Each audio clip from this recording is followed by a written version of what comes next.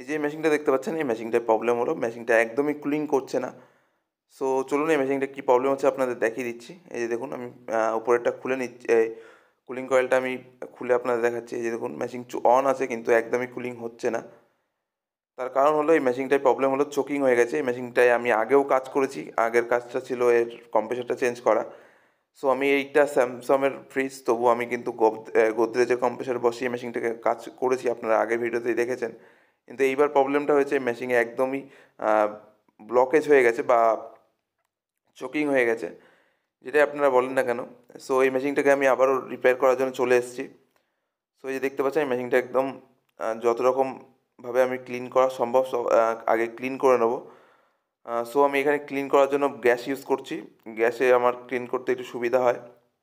এই যে দেখতে পাচ্ছেন আমি ক্যাপিলারি ঝালাই করে নিয়েছি। ঝালাই করে নেওয়ার পরে এই যে দেখতে পাচ্ছেন আমি সাকশন লাইনটা খুলে নিলাম। খুলে নেওয়ার পরে এবার দেখুন আমি তেলটা একদম বের করে দেবো।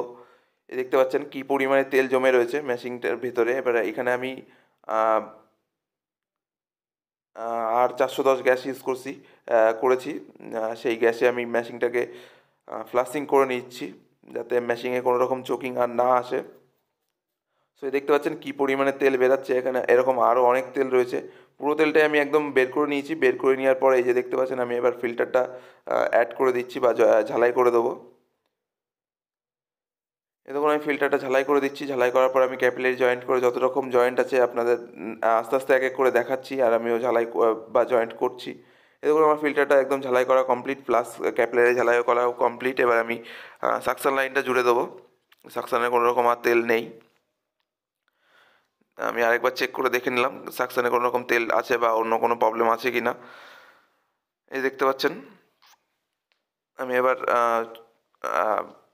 সাকশন লাইনটা ঝালাই করার পর এবার আমি চার্জিং লাইনটা ঝালাই করে নিচ্ছি। প্রথমে আমি চার্জিং লাইন ঝালাই করেছি, তারপরে আমি সাকশনটা ঝালাই করে নিচ্ছি। যেহেতু অনেক দিন আগেকার ভিডিও, আমি হট করে ভয়েস দিচ্ছি, যার জন্য এই প্রবলেমটা এসেছিলো। সো যাই হোক, আমি প্রত্যেকটা লাইন ঝালাই করার পর আমি এই যে ভ্যাকুমে বসিয়ে দিচ্ছি মেশিনটাকে। মোটামুটি 20 মিনিট মতো আমি ভ্যাকুম করে নেবো মেশিনটাকে। তারপরে আমি গ্যাস চার্জ করবো। এই দেখুন ভ্যাকুম করা কমপ্লিট, এবার আমি গ্যাস চার্জ করছি। সো গ্যাস চার্জ করা হয়ে গেলে আপনাদের দেখাচ্ছি মেশিনটা একদম ফার্স্ট ক্লাস ঠান্ডা হচ্ছে কি না। সো দেখুন মেশিনটা আমি গ্যাস চার্জ করা কমপ্লিট। আমি পুরো আমার কাজ একদম রেডি হয়ে গেছে। মেশিনটাকে আমি একদম গ্যাস চার্জ যতটা গ্যাস লাগবে আমি গ্যাস প্রপারলি ভরে দিয়েছি। ভরে দেওয়ার পরে মেশিনটাকে চেক করে নিচ্ছি। আর আপনাদেরও দেখিয়ে দিচ্ছি মেশিনটাতে কী প্রবলেম ছিল আর রিপেয়ার হয়েছে কি না। এই যে দেখতে পাচ্ছেন মেশিন একদম ফার্স্ট ক্লাস এখন ঠান্ডা হচ্ছে। এই যে দেখুন বরফ টেনে টেনে হালকা হালকা দেখুন বরফ পড়ে গেছে, আপনারা আশা করছি বুঝতে পারছেন। সো মেশিনটা একদম ফার্স্ট ক্লাস রেডি হয়ে গেছে। মেশিনে আর কোনো রকম প্রবলেম নেই। Thank you for watching.